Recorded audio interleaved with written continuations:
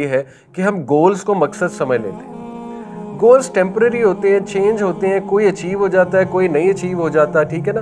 لیکن اگر آپ نے ایک گول کو مقصد حیات بنا لیا تو پھر آپ پکے ڈپریس ہو. جنت سے نکلنا تباہی نہیں ہے. اللہ اگر آپ نے رحم نہ کیا تو تباہی ہے. لَنَكُونَنَّ مِنَ الْخَاسِرِينَ. اگر آپ راضی نہیں ہیں تو پھر یہ سب سے بڑا خسارہ ہے. اب آپ اپنے ڈر اللہ تعالیٰ کو بتائیں, کبھی اللہ تعالیٰ سے ہارٹ ٹو ہارٹ کنورسیشن کریں, ٹھیک ہے نا, بجائے کہ سوشل میڈیا پہ سٹیٹس ڈالنے کے. اس کے کوئی اتنے فائدے نہیں ہوں گے, وہ بس ایک وینٹ آؤٹ ہو جائے گا, لیکن اس کا کوئی پازیٹیو فائدہ نہیں نکلے گا.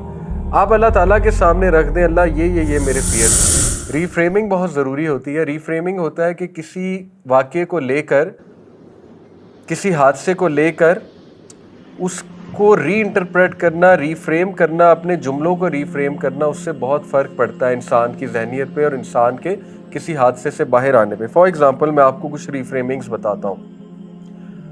کووڈ جب آیا تو بہت سے لوگوں کی جابز گئیں اور ان کو فائر کیا گیا, ڈاؤن سائزنگ کی گئی. اب دیکھیں, آپ کا لائف پارٹنر جب آپ کی جاب گئی تو وہ یہ کہے آگے سے کہ ہم بد قسمت ہیں اور جو ہے وہ ہمارے ساتھ ظلم ہوا ہے اور جو ہے نا وہ ہمیں کسی گناہ کی سزا ملی ہے اور بس اب کچھ نہیں ہو سکتا. اب ہمارا دین جو ہے نا وہ ریئلسٹک ری فریم کرنا سکھاتا ہے. ری فریمنگ کا یہ مطلب نہیں ہے کہ کچھ بھی نہیں ہوا اور every thing is all right. یہ پھر ٹاکسک پازیٹیوٹی ہے, یہ پھر ریالٹی کا انکار کرنا ہے, ٹھیک ہے نا. اس سے آپ ریالٹی سے دور چلے جاتے ہیں. ری فریمنگ ہے کہ آپ یہ کہہ سکتے ہیں کہ yes it's a difficult situation, یہ ایک مشکل سچویشن ہے اور اللہ تعالیٰ کی طرف سے آزمائش ہے, لیکن we have each other spouses, we have each other, انشاءاللہ with Allah's help we will get out of this. یہ ری فریمنگ ہے, ٹھیک ہے. تو ری فریمنگ بہت ضروری ہوتی ہے واقعات کو ری انٹرپریٹ کرنے کے لیے, واقعات کو فائٹ کرنے کے لیے, اور یہ قرآن سے ثابت ہے. ری فریمنگ کی کچھ مثالیں میں آپ کے سامنے رکھتا ہوں. آدم علیہ السلام نے اس واقعے کو ری فریم کیا. آدم علیہ السلام سے جب ڈس اوبیڈینس ہوئی, اس کو ہم ڈس اوبیڈینس کہتے ہیں, کہ ڈس اوبیڈینس اللہ خود کہتے ہیں کہ اس نے ڈس اوبے کیا اپنے لارڈ کو, ٹھیک ہے. ڈس اوبیڈینس ہے. شیطان نے بھی ڈس اوبے کیا, آدم علیہ السلام نے بھی ڈس اوبے کیا. شیطان نے اس کو کس طرح سے انٹرپریٹ کیا, آدم علیہ السلام نے اس کو کس طرح سے انٹرپریٹ کیا, یہ دو الگ رویے ہیں. آدم علیہ السلام فوراً سیلف اویئر ہو گئے, اپنی غلطی کو مان لیا. اس کو سیلف اویئرنس کہتے ہیں, اپنی غلطی کا اعتراف کر لیا. لیکن اس طرح اعتراف نہیں کیا کہ اپنے آپ کو ڈسٹروائے کر دیں.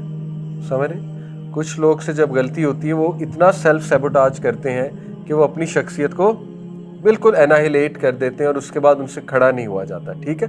ہی بیکیم سیلف اویئر اور he does not deny the mistake, he does not justify the mistake. He feels shame but not paralysing شیم.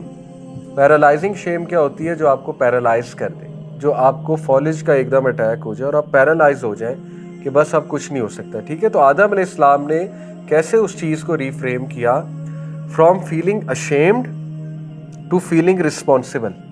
سمجھ رہے, یہ بہت بڑی بات ہے, بلکہ خوش رہنے کا ایک طریقہ بھی ہے. ایرسٹوٹل کی خوشی کی ایک تھیوری ہے. ایرسٹوٹل جو ایک گزرا تھا فلاسفر, اس سے کہا تھا خوش رہنے کے کچھ طریقے اس نے بتایا. اس میں سے ایک طریقہ یہ بتایا تھا کہ take responsibility of your actions, اس سے آپ خوش رہیں گے, ٹھیک ہے. جب آپ بلیم گیم کرنے لگیں گے, اپنی غلطی نہیں مانیں گے, رسپانسبل نہیں ہوں گے, تو آپ خوش نہیں رہ سکتے. تو آدم علیہ السلام نے شیم کو رسپانسبلٹی میں کنورٹ کیا, کہ انہوں نے یہ نہیں کہا I am ruined, I am unworthy. انہوں نے کیا کہا, وی رانگڈ آور سیلفس, اللہ ہم رسپانسبلٹی لیتے ہیں, اگر آپ معاف نہیں کریں گے پھر ہم روئن ہو جائیں گے. یہ نہیں کہا we wronged our self and we are ruined. یہ جملہ نہیں ہے. ربنا ظلمنا انفسنا وان لم تغفر لنا, اگر اللہ تو نے رحم نہ کیا, تو نے معاف نہ کیا, پھر ہاں ہم روئنڈ ہیں, ٹھیک ہے. پھر ہے اصل میں بدقسمتی. دیکھیں اس میں ایک اتنا زبردست طریقہ ہے خوش رہنے کا, اور یہ میں بات اکثر نوجوانوں کو سمجھاتا ہوں, جو مجھے بھی سمجھ لگ گئی تھی الحمدللہ جب میں دین کی طرف آیا, کہ پرپز, گول اور رول یہ تین مختلف چیزیں. پرپز, یہ میں نے لاسٹ کلاس میں بات کی تھی. مقصد جو ہے نا, دیکھیں ابھی میری ٹاک بھی تھی ایک انسٹیٹیوٹ میں نے وہاں بھی اسٹوڈنٹس کو یہ سمجھایا کہ ہماری ڈپریشن کی بہت بڑی وجہ یہ ہے کہ ہم گولز کو مقصد سمجھ لیتے ہیں. गोल्स टेम्पररी होते हैं, चेंज होते हैं, कोई अचीव हो जाता है, कोई नहीं अचीव हो जाता, ठीक है ना।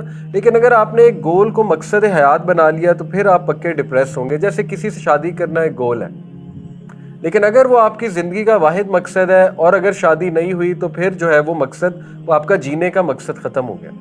अगर आपने जो है ना वो एक चीज़ अचीव करनी है, वो आपका गोल नहीं है, मकसद बन गया। यूनिवर्सिटी में दाखिला लेना है, डॉक्टर बनना है, मकसद हयात ही डॉक्टर बनना है।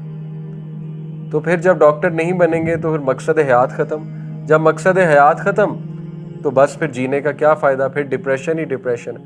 इसलिए देखें, हमारा मकसद है अल्लाह ताला को प्लीज़ करना, हमारा मकसद है अल्लाह की इबादत। हमारा मकसद क्या है? अल्लाह ताला जब तक राज़ी है तब तक सब कुछ अचीव हो रहा है, और ये वो मकसद है जो कभी ख़त्म नहीं हो सकता। ये मकसद आपसे कोई नहीं छीन सकता। मकसद होता ही वो है जो ना आपसे कोई छीन सके, जो ना किसी सरकमस्टेंस पे डिपेंड हो। आप जेल भी चले जाए खुदा ना खास्ता, आप अल्लाह की इबादत कर सकते हैं कि नहीं कर सकते? तो आपका मकसद तो अचीव हो रहा है। आप फुटपाथ पे भी आ जाए, अल्लाह ना करे, आपसे कोई ये मकसद छीन सकता है?